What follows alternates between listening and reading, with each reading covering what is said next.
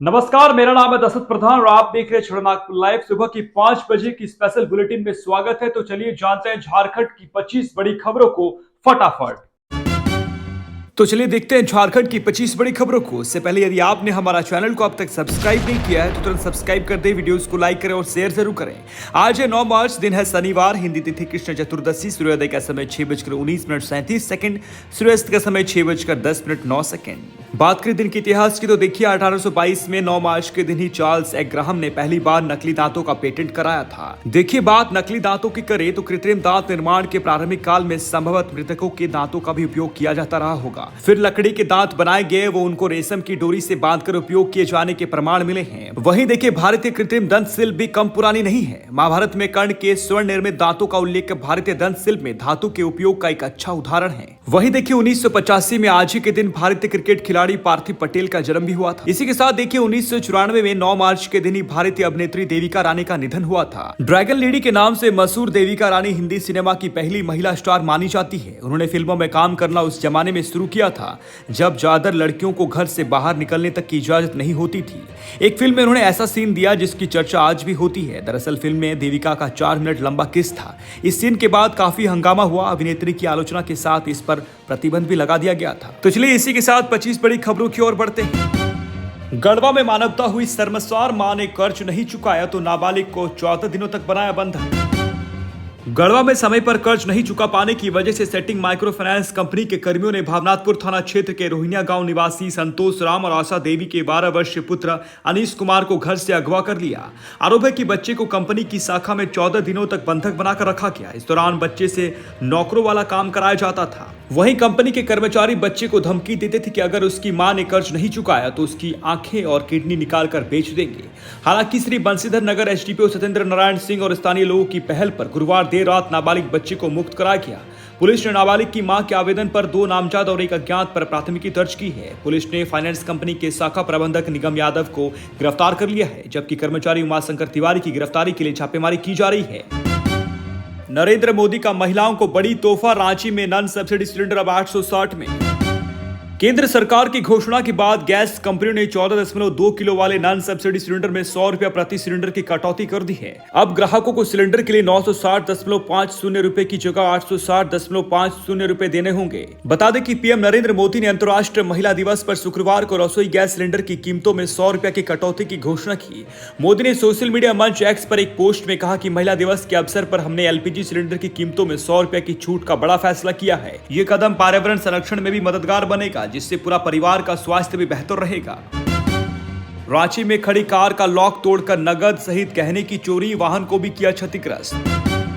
रांची के हरमू के पटेल पार्क के समीप कार से 10 युवकों ने कार के कई पार्ट्स, कार के डैशबोर्ड में एक लिफाफा में 17,500 नगद, हनुमान जी के सोने का लॉकेट वो कई पार्ट्स की चोरी कर ली।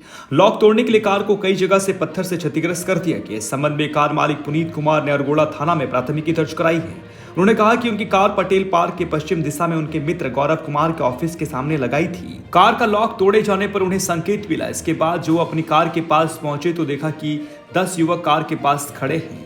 इनमें से कुछ युवक कार के अंदर भी हैं। वो तेजी से चलते हुए अपनी कार के पास पहुंचे तो उन्हें देखकर 4 लड़के भाग गए, जबकि 6 लड़के पकड़े गए। धनबाद में पीएम के कार्यक्रम में हुई थी अव्यवस्था, धनबाद एसएसपी से रिपोर्ट तलब। धनबाद में बीते 1 मार्च को आयोजित प्रधानमंत्री नरेंद्र मोदी के कार्यक्रम के दौरान हुई अव्यवस्था को पुलिस मुख्यालय ने गंभीरता से लिया है। डीजीपी अजय कुमार सिंह के निर्देश पर पुलिस मुख्यालय ने धनबाद एसएसपी एचपी जनार्दन से पूरे मामले में रिपोर्ट मांगी है। इसके लिए पुलिस मुख्यालय के स्तर से धनबाद एसएसपी को पत्र लिखा गया है।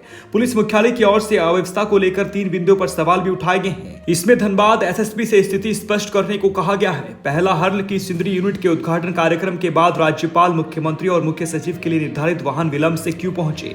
दूसरा, कार्यक्रम के बाद मार्ग को लेकर भ्रम की स्थिति क्यों पैदा हुई। तीसरा, निर्धारित स्थिति में सुरक्षा और स्कॉट की क्या व्यवस्था थी।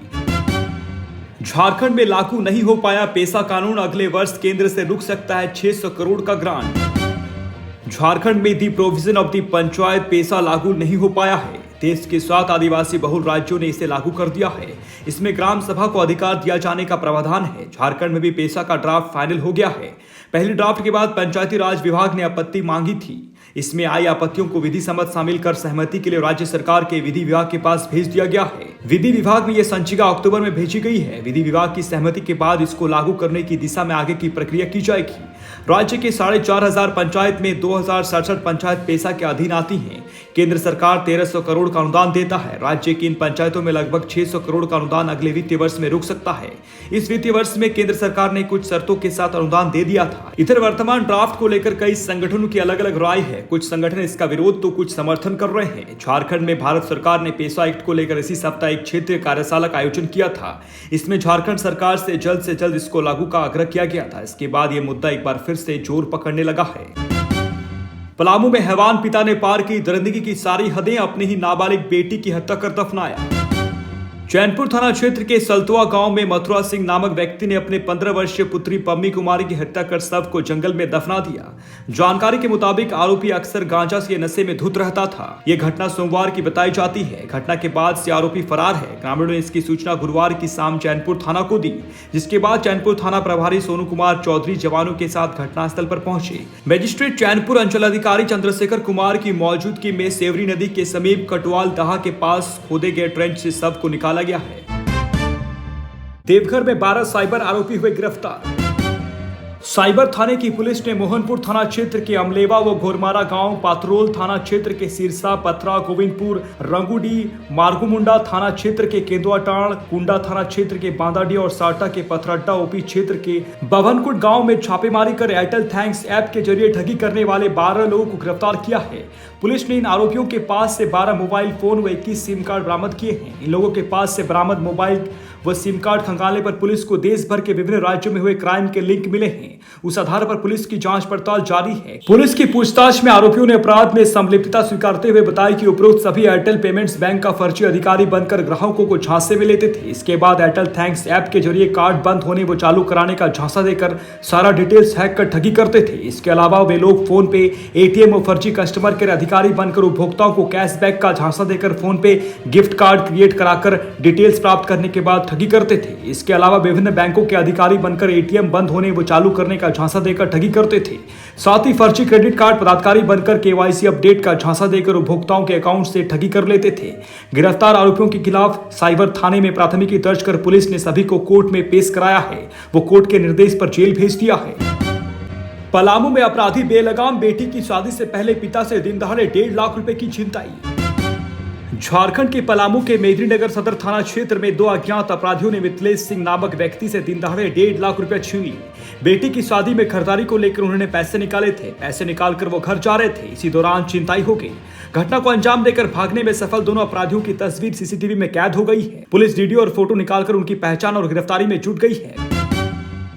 झारखंड के मुख्य निर्वाचन पदाधिकारी का निर्देश, शराब, अवैध नकद के साथ फेक न्यूज और भ्रामक पोस्ट पर भी करे कार्रवाई। झारखंड के मुख्य निर्वाचन पदाधिकारी रवि कुमार ने अधिकारियों को निर्वाचन कार्य के दौरान विधि व्यवस्था सख्त रखने का निर्देश दिया है।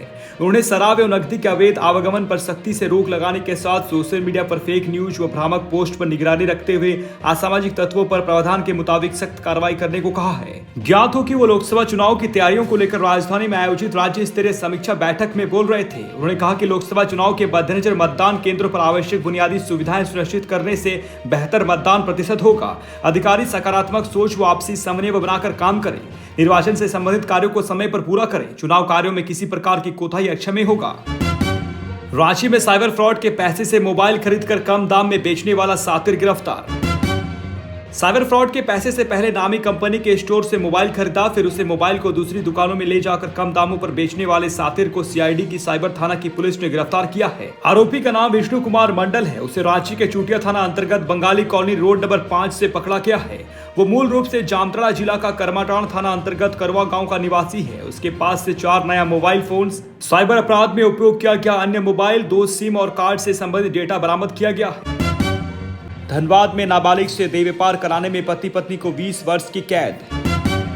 नाबालिग को बहला फुसलाकर अगवा कर ले जाने और उसे जबरन देह व्यापार कराने के एक मामले में सोमवार को धनबाद पोक्सो के विशेष न्यायाधीश प्रभाकर सिंह की अदालत ने फैसला सुनाया है।